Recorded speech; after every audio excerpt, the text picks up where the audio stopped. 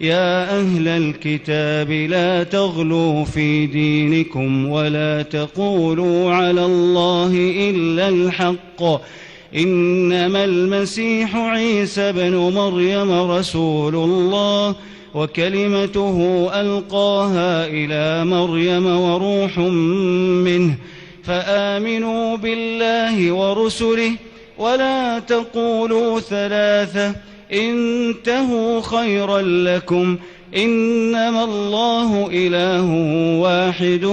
سبحانه أن يكون له ولد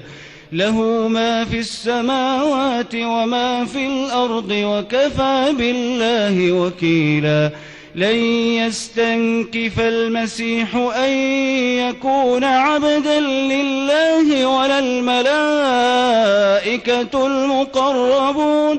ومن يستنكف عن عبادته ويستكبر فسيحشرهم إليه جميعا